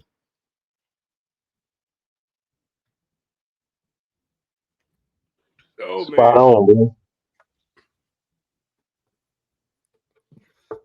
Deputy Mario is the GOAT. Got to meet him last season at the SWAC championship. Yeah, Blue man. He's the truth, man. Yeah, man. Y'all get them likes up, man. I ain't see that. Got 400 people in the room, 411, and we only got 93 likes. Come on, man. Y'all know y'all barely gets to 100. But nah, man. Just like I said, first show, man. We're just gonna kind of jump into Valley real quick, man. Go some things they got, man, and like I said, they got their first win, so I feel like they got the monkey off their back. Like I said, they doused the coach because he had his first collegiate head coaching win. Same thing that we did to Coach TC in week 0 for us. So, we was early with that to get that dub against South Carolina State. But like I said, man, it's going to be a decent game. It's going to be one that we need to tune into most definitely because this is a game that I feel like it's a character building game for what we're trying to do and what we want to see with certain players. Because it's not going to be so much about what's coming back next year. I think these games are going to be an evaluation period to determine who the coaches even want to maintain to keep going into the offseason. Because we always say, man, just because people get in that portal, you don't just get in that portal one way. You either going voluntarily or involuntarily. And there are some players actually going to the portal involuntarily. So, and Zoe, I did give a shout out. I mean, I know we had some running backs and stuff that that sustained some injuries. Mario. Yeah, ahead, and I hope I know we had some running back that sustained some injury, man. Pray that all is well on that, man. Shout out to Moultrie, man.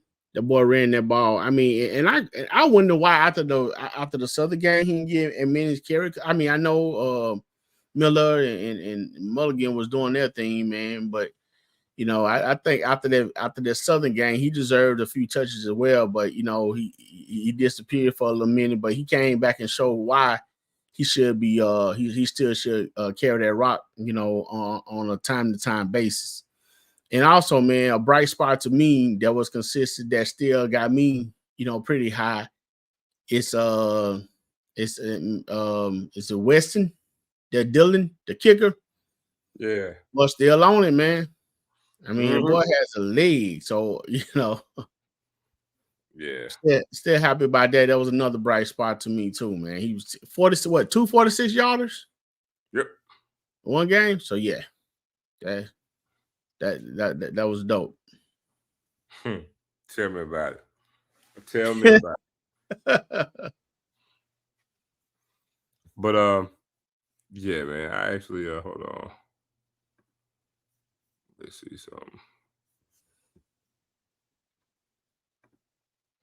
Yeah, he was great. Oh, what the hell? All right, we got it here. But yeah, man, got the Mo Delta Devils this weekend. I was trying to see if there's anything we need to touch on. What time is that game? I have no clue.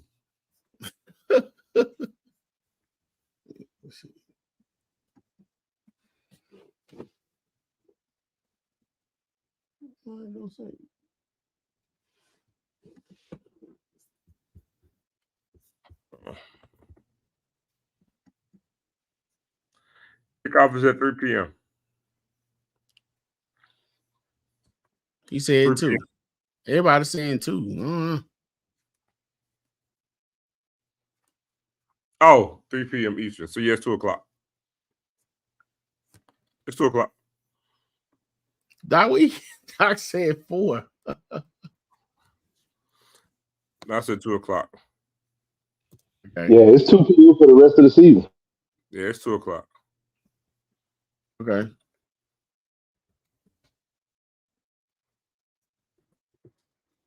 All right, chat open, y'all. Come on up. Y'all want to talk? Now, let me drop this link right quick. Hold on. 1 second, man. All right, just drop the link, man. If everybody want to come up. What's up, Tony? I'm not familiar with the link to buy tickets for the Valley game.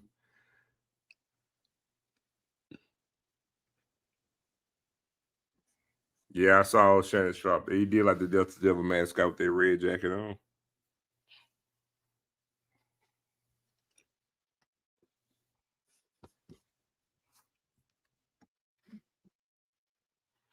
Let's see here.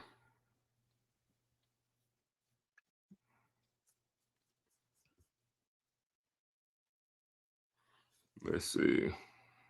Hey Ken, you didn't hold back last night either, man, on everything you were saying from the parking lot, man, to the announcer and everything. Somewhere, hey, as the old people would say, somewhere or another, man, everybody need to sit down at the same table, man, and come up with the stadium plan. What's up, Doc? What up, Doc?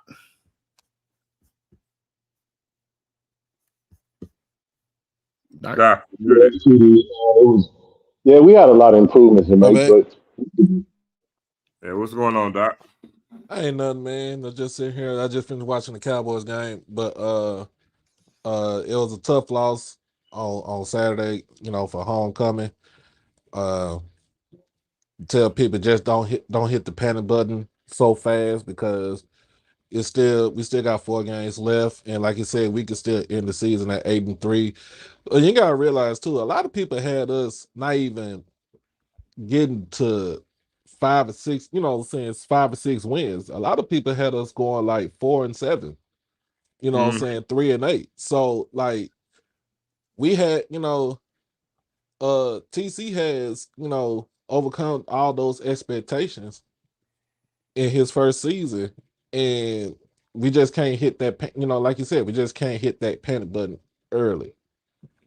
Now, I would see if it was like we had a lot of issues going on with the team, and we're like sitting at 1-5 or something like that. Then, yeah, I hit that panic button just then. But you know what I'm saying? We 4-3. We could go 5-3. I mean, the next two games we could be sitting at 6-3.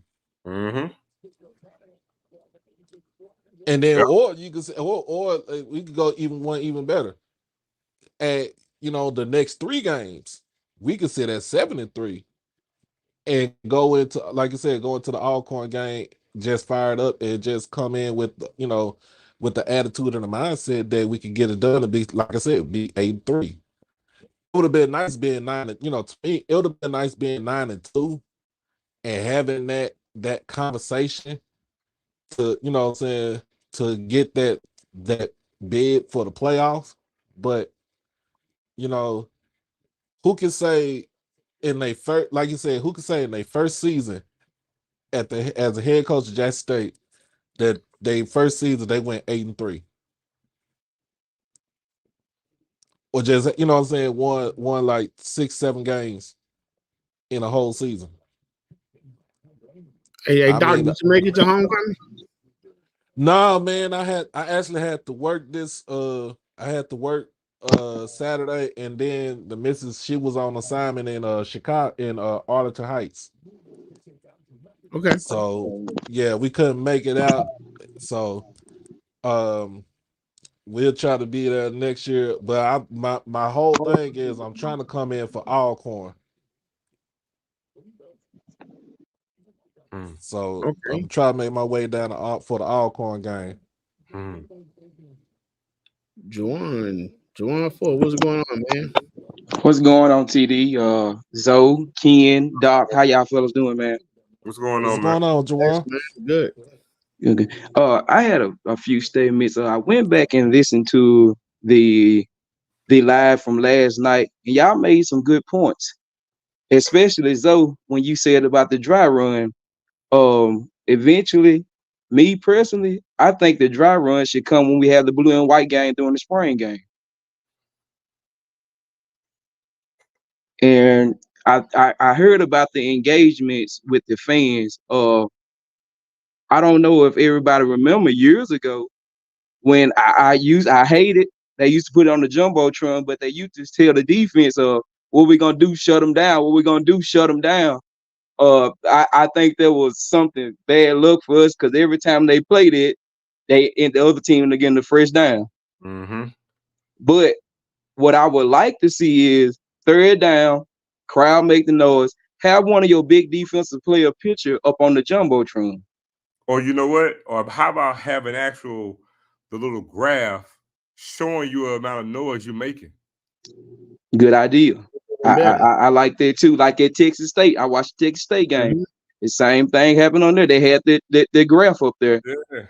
So you can see how much noise you're making, and then have a player saying on the screen, "Come on, y'all ain't making enough noise. Get up." You know what I'm saying? I agree with you, Zoe. I totally agree 100%. And another thing I kind of thought about too was we engage with Twitter, Facebook, and Instagram a lot. Hashtag guard the yard, hashtag play for TC. We could also engage in that during the game if you put it on the jumbotron. Yep. If you go up there and ask a trivia question, like who was the best running back at JSU, you go down through that, text this number here, and after almost at the end of the game, we'll have the results. Keep your fans engaged, keep your crowd crunk, keep your crowd engaged with everyone else. Well, see, the thing about that is, and I agree with you wholeheartedly, but everything you said, man, that goes to a lot of other things in life. You have to be intentional on change. You have to be intentional saying, what can I do to make things better? Because see, the beautiful thing about that is the problem with a lot of our institutions is, the whole saying is if it ain't broke, don't fix it. The problem is they don't think anything's broke. That's the problem. They don't think anything's broke. We're slow to change, and whatever we do is like, hey, we got plenty of people in the stadium. That's all we need. Roll the ball, let's go. And that's the problem in our culture. we don't tend to think about fixing anything until it's broke. So we don't take preventative measures of saying let's get out ahead of something and be about change. Our idea of making change is we ain't touching nothing or doing nothing until it's broke. And we're forced to make a change and we're forced to do something. And the reason why I'm giving an example, the lights, right? Lights had got fixed, but you got a whole tower out at the stadium right now. So ask yourself, how's the stadium tower goes out? You see what I'm saying? Because we're not going to fix it until it's broke. Period. Period. We don't take preventative measures on anything. That's crazy. The tower was still out. Like when the light tower was still out, man. That's crazy. It should have been fixed that a long time ago. So it is what it is. But yeah, you was talking about the Valley for Valley game, man. It's some things that I did see in that game because I watched it a little bit. I do like that quarterback. He's a freshman QB, Aliceville, Alabama. 6'3", 240 pounds. He's pretty much built like a bulldozer. He does have an arm, got over 600 yards passing. Hasn't turned the ball over, but he's been sacked 17 times. And that just attests to their offensive line not being as good as what it's supposed to be. Jared Wilson is their starting running back. He has over 200 and I think he got like 260 as far as running the ball. I think he got a couple of touchdowns. But like I said, because of their offensive line play is a bit, it's kind of like it's abysmal for Valley. So I think what a defense can do is just turn up the heat, turn the heat up on them. Get quick 3 and outs. Put the offense out there. And if you want to run, my thing is you're gonna run tempo. If you're gonna do the RPO, you need to do your RPO. You just gotta be, consistent with with what you're doing. And I know a lot of people keep saying this is that we need to use the tight ends. We have not used our tight ends in the last couple of games that way that we supposed, the way that we was using them like early in the season, even last year.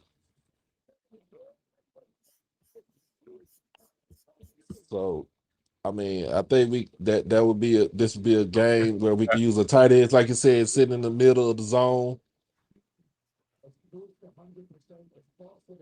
But it's like I said, we had a multitude of problems, though, man. But like I said, even when it came to quarterback play, I mean, Jason's biggest thing was in that game. Again, it's not seeing the whole entire field, but I attribute a great number of that to pressure. I mean, and him being pressured, you know what I'm saying, to leave the pocket. Because man, I'm actually gonna do a chart sometime this week just so I can actually show how many times he was actually pressured when he dropped back. Because out of his, I want to say, I think he had 38 attempts. Man, he got pressured so much. Where he would actually, tuck the ball down and run because he's not fleet of foot. He wasn't really picking up that much yardage. So we kind of, for first little while, stayed in third and long, But, what can you say? I mean, we can't lay down to Valley's not gonna lay down for us, for one thing. They feel like we the Super Bowl, just like Alabama State did. They feel like they can beat us, we can come in, and we're gonna play down to their level. We can't play down to their level. For sure. For sure. We'll try to get up out of here in 15 minutes, y'all. But fellas, I appreciate y'all being on the panel with y'all tonight, man. And y'all have a good night. Hey, Take it easy, my man. Duane, I want to ask you, were you able to attend the game on Saturday? No, I had a wedding, but I was watching the game on my phone while I was at the wedding. Boy, you better be telling them, hey man, no weddings during football season. I know, right? That's breaking a cardinal sin for us men. No weddings, no whatever you want to call it, gatherings on football season, unless it's a birthday and football is being played. But look, I'm gonna tell you something that's funny. This happened 2 straight years. Last year I missed the Southern versus Jackson State game because of a wedding. And now this year I missed homecoming because of a wedding. I mean, he needs some new friends. He needs some new friends, bro. You're killing me, Petey. I'm just kidding, man. I'm just kidding. Yeah, man. I hope we learn from our, from some of the from some of the stuff that being, that was observed on the game on Saturday. Again, not to keep going down the same rabbit hole of the things that happened. We all saw what happened. We all saw what improvements need to be. And I'm with Ken. I'm looking for what's gonna transpire on Saturday. I mean, that's what we're going for too. So let's get there and see how it works. Yeah, man. Absolutely. I agree, brother. I've enjoyed just sitting here listening, man. Appreciate the brother that just came up. While we here, man, to everybody, I do want to throw this in there real quick. That Texas Southern game will be the next home game. So we got a hoodie, a special hoodie for you guys, man. Go over to the website right now. Cop that D standard hoodie. Hey, I know we lost Saturday, but we still D standard now. Don't get it twisted. So go cop that hoodie. We had a lot of folks that gave me some sizes. Shout out to my platinum members out there. Y'all go ahead and go to the website, KC-1400media.com, man, and go ahead and put them orders in, man. We got them things printing up. Get your order in, man. Don't wait till the last minute. As soon as you get them in, we can get them printed up and get them shipped to you. Thank you. Man, them hoodies look fire, man. Yeah, man. You want to go ahead and do that because don't be left in the cold. You see everybody else with one, and then you literally cold and you don't have the standard. Look, and Zoe tell you, man, it got nippy down there in that vet, man. Boy, Yeah, oh boy, that wind. Well, I heard it was cool out there. Man. Yeah, when that sun went down behind the press box. Yeah. Yeah, man. And look, that was the 60s. We ain't even hit the 50s or the 40s yet. So, look, that means in November, it's going to be cold, man. So go ahead and grab your hoodies now, man. It's going to be a blackout. It's going to be high school day. We printing up 100 of them things, man. Be exclusive. After we get past 100, we'll put in another order. But for right now, we're going to just do 100. And go ahead and order that hoodie, man. We got limited sizes, small all the way up to 4X, KC1400media.com. Also, all the other merch that is available, every shirt that we have, every T-shirt that we've dropped, the inventory is updated on the website. If you didn't get a chance to buy a We Love the Hate, blue or red, or get your KC1400 logo tee, go to the website now and purchase that from your boy and your family. So rock the logo, rock the brand. We appreciate the support, man. Submit a donation. You can send it through Cash App, PayPal, Zelle. Man, we put in a lot of work, man. A lot of travels, a lot of moving around, man. And we appreciate all the support that you guys give us. Thank you. Man, I appreciate y'all. Also, Ken, if I may.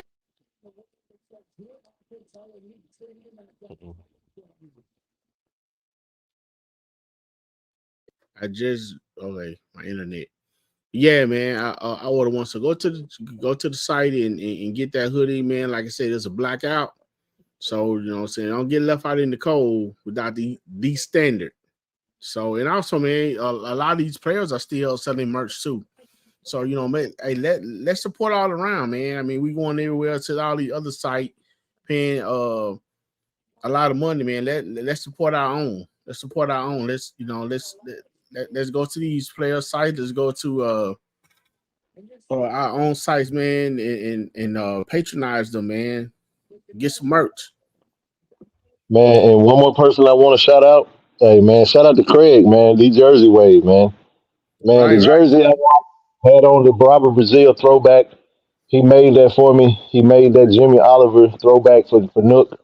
Craig can make any jersey you want, however you want it, whatever year, whatever. You can get a Robert Kent jersey. You can get a T.C. Taylor jersey. You can get a Big Country. You can get a Lewis Tillman. You can get a Walter Sweetness Payton. Anybody that's played at Jackson State, he can go duplicate that, make you a replica jersey. I was fortunate enough to get mine signed. That means I can't wear it no more. I'm gonna frame that bad baby next to his Pro Football Hall of Fame Houston Oilers jersey. So, man, holler at Craig if you need a jersey, man, or a dope sweater. I'm gonna rock a sweater that he actually put together for me earlier this year. I'm gonna rock that this Saturday to the Valley game. Shout out to Craig, man. Ken, I heard you. I heard you say a little bit on the video that you dropped, but did you? I don't think you took the chance to tell everybody how that transpired when we got to do shooting Tiger Talk.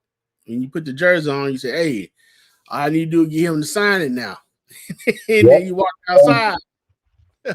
Oh man, that was crazy, man. We was literally in the media room. We did Tiger Talk, like TD said. Even Shaq even said it when he was recording for me. I was like, man, so I had on a T-shirt when we did the show. After we got done, we broke down everything, man, and I threw my jersey on. I said, man, I'm gonna rock this. I said, it's homecoming. I'm pretty sure. Hopefully, Robert Brazil is here. And I said, if he here, man, I'm gonna get him to sign that thing. Literally, soon we walked out, we turned right to go to the field, and he's literally walking by at the same moment. So I was like, oh man, and he was excited to see the jersey. He was like, man, we said, man, we got to get you to sign. He was like, oh yeah, you got a Sharpie? So we didn't have one inside the stadium, so we walked out to the parking lot to his vehicle, and he gave us some signed autographs, Hall of Fame cards, as well as he signed my jersey, man. So shout out to Dr. Doom, class of 2018 NFL Hall of Famer, Jackson State football legend, Mr. Robert Brazil himself, man. Thank you for the signature. I'm definitely gonna frame that jersey, man. And Craig was excited about that as well, man. So appreciate that. Man, that's love right there. Yeah, dog, it was pretty cool. So yeah, Friday night, man, I went to the game. I was, here at home with to Louisville to see Ethan. Talk to his father and his mother. And they were just telling me some things about you know, about Ethan and how he would fit in with the team and stuff like that. He had a good game on Friday. He asked me if I was gonna come this Friday. I had to see what my schedule looked like. It's their rival, crosstown rival, Flower Mound Marcus. So, I was just saying, like, if anybody that's in a DFW area, you want to see the future, be at Marcus on Friday in Flower Mound, 7:00. It's their rival game, and then their next home game is against Plano East next Friday. Yeah, man, he's a stud, bro. He's a 3-star kid out of Louisville, Texas. His teammate Quay Davis is starting at left tackle right now. And we're recruiting a teammate of his too at left guard. That's Quay brother. That's actually Quay's brother. They try to recruit.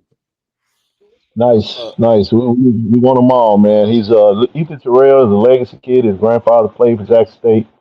He sent me his mid-season highlight tape, and kid is balling, man. He's a stud. Like Doc said, man, it's definitely the future, and the future is now, man. We love to see that he's excited about becoming a JSU Tiger. So yeah, man, I love it, man. You got a comp, Ken? A comp to Ethan Terrell? Yeah. I would say Jaden Daniels at LSU. Yeah. Okay. He got the frame. He got the frame for You got to grow into it. I think he throws a better ball than Jalen, though. I think Jalen, when he was a true freshman at Arizona State, that kind of puts me in the mind frame of him. It said, is he kin to Tedrick Terrell? It's a good question. Also, the color for Valley is gonna be white. Just FYI, we on the road, y'all. So it's gonna be a white for Valley. Yeah, a thing that his dad told me, he's like, he still is a hard commit. He's, from what I'm hearing, he is going to sign, and he will be in Jackson in the spring. I So love it, man. yeah, I so love he it. So graduating Early early. enrollee. that means that everything stays pat. We'll be going into the 2024 season with Morgan, Zai McDonald, as well as Ethan Terrell and whomever else the coaches decide to bring in. I like it. I like it a lot, man. So absolutely, with a healthy running back room, a strong, robust offensive line, we're bringing in a lot of big bodies up front. So yeah, man, we'll see. We'll see. But yeah, TD, to your point, that's kind of who comes to mind like right off. I got to go back and check the film. That strength and conditioning is going to be really good for him to get in the program and really get to rolling, man. But I like him a lot. Yeah, man. But yeah, man, we got 3 minutes left, man. We're gonna get ready to roll up out of here. Yeah, y'all should go ahead and hit that like button, man. Hit that like button. Hit the subscribe button. If you'd like to donate to the channel, Cash App, PayPal, Zelle. All donations are warranted and appreciated. Trying to see if any other things we got. We'll be back obviously on Wednesday.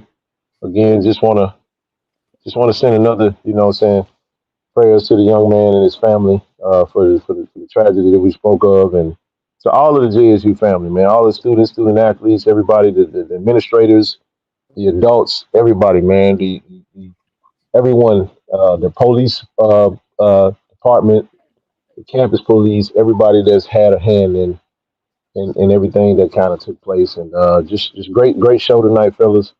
Um, like I said, we'll be back on Wednesday. Only thing we ask for you guys is that you continue to support this platform. We're gonna continue to come. Look, man, this platform is very important because at a time when it's easy to pounce on Jackson State and take shots and do whatever, man. We're gonna continue to stand in the gaps and stand out on the front lines to continue to bring to you a safe space to discuss all things Jackson State. And make sure you guys go support HBCU Overdrive with Doc Holliday and She Loves D and everybody that's out there. First letter, make sure you guys out there supporting those brothers and sisters that's out there, man, in the YouTube space, man. So go to the website, KC-1400 Media. Cop that merch, man. We need to see some orders come through, man. Go get that hoodie, man. Y'all, if you haven't purchased your hoodie, go and place that order tonight, man. Let's get it rolling, man. We gonna submit that. Submit any updates in the morning. But that's all I got, man. Appreciate you. Great job, team. And I'm out. All right, man. We're gonna go and close this thing out. TD, you got anything? Yeah, man. I want to say for anyone who's looking to back out or who's never been to Valley, it's a pretty quiet drive. You have time to think to yourself, and come on out and continue to support the Jackson State Tiger, man. It's D I love. Let's support Coach Taylor, the staff, and the players. We don't want to be fair weather fans. We don't want to fall out just because we lost a game or two. So if you don't have plans to come, make plans to come. If if your schedule will allow. Again, we don't never try to tell you what to do. With your time or your money. But if you love, if it's D I love, and let's still ride the wagon. Let's still ride the train. Let's ride up the highway to Valley. Support the Tigers. Root on a win, and then come on back home. That's it, Zoe. Well said, brother. We're about to be out, man. D I love. Go Tigers. D I love. Go Tigers. D I love. Later, Doc.